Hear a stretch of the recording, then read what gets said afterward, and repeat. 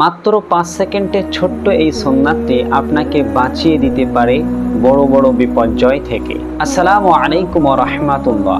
আজ আমরা জানব দুষ্টু জিনের অনিষ্ট থেকে বাঁচার জন্য আমার নবী কয়েকটা পথ শিখিয়ে দিয়েছেন।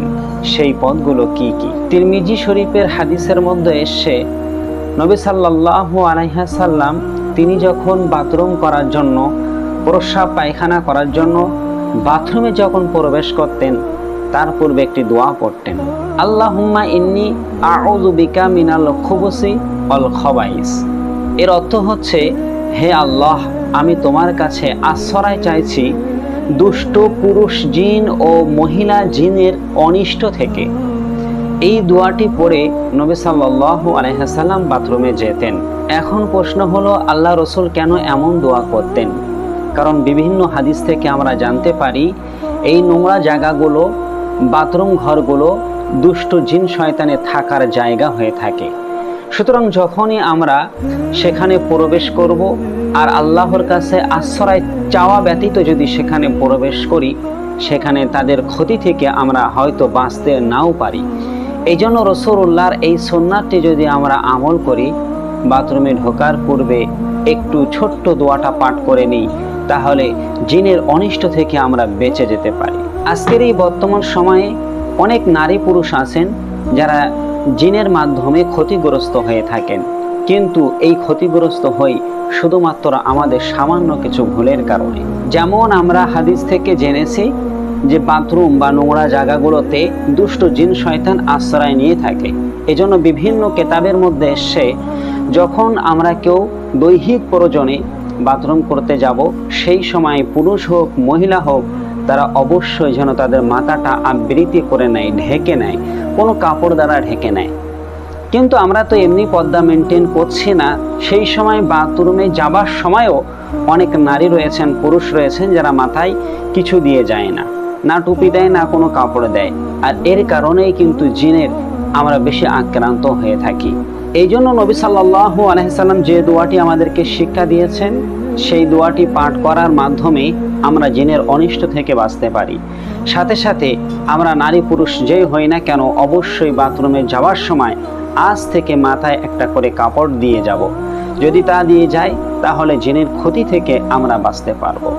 আল্লাহ রসুল সাল্লাল্লাহু আলাইহি সাল্লাম তিনি বাথরুম শেষ করে বার হয়ে আবার একটা দোয়া পড়তেন। তিরমিজি শরীফের হাদিসের মধ্যে এসে তিনি পড়তেন, গুফরানাকা, হে আল্লাহ, তোমার কাছে আমি ক্ষমা প্রার্থনা করি।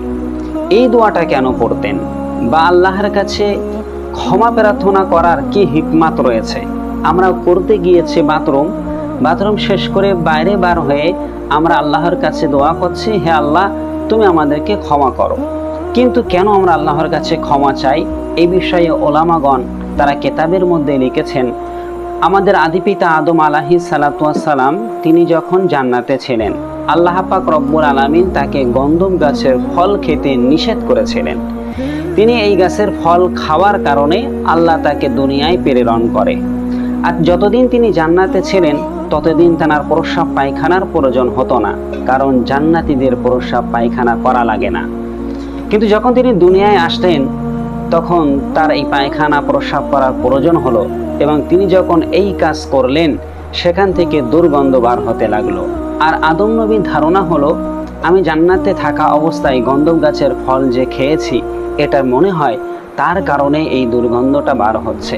তাই তিনি পুনরায় আবার সেই তার ভুলের কথা স্মরণ করে আল্লাহর কাছে ক্ষমা চাইলেন, হে আল্লাহ, তুমি আমাকে ক্ষমা করো। নবী আদম আলাইহিস সালাম তিনি সর্বপ্রথম এই ক্ষমাটা চেয়েছিলেন।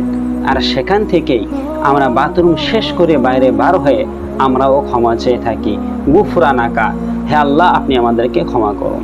মোট কথা হচ্ছে, আল্লাহ নবী শেখানো এই ছোট ছোট দোয়াগুলো পাঠ করে আমরা দুষ্টু জিনের কবল থেকে বাঁচতে পারি, এবং আল্লাহ পাক রব্বুল আলামিন দুষ্টু জিন শয়তানের হাত থেকে আমাদের সকলকে হেফাজতে রাখুক, তার কাছেই আমরা আশ্রয় প্রার্থনা করি। সকলে বলি আমিন। আর এই ভিডিওটি আপনারা বেশি বেশি অন্যদের কাছে একটু শেয়ার করে দেন, যাতে সবাই এই ভুলগুলো থেকে বাঁচতে পারে আর এই আমলগুলো করে পরকালের জন্য অনেকেই সঞ্চয় করতে পারে। আর যদি ভিডিওটি আপনার কাছে ভালো লাগে, অবশ্যই ভিডিওতে একটি লাইক দেবেন চ্যানেলে নতুন হলে চ্যানেলটাতে সাবস্ক্রাইব করবেন। ইনশাআল্লাহ আগামীতে আপনাদের সাথে আবার দেখা হবে। আল্লাহ হাফেজ।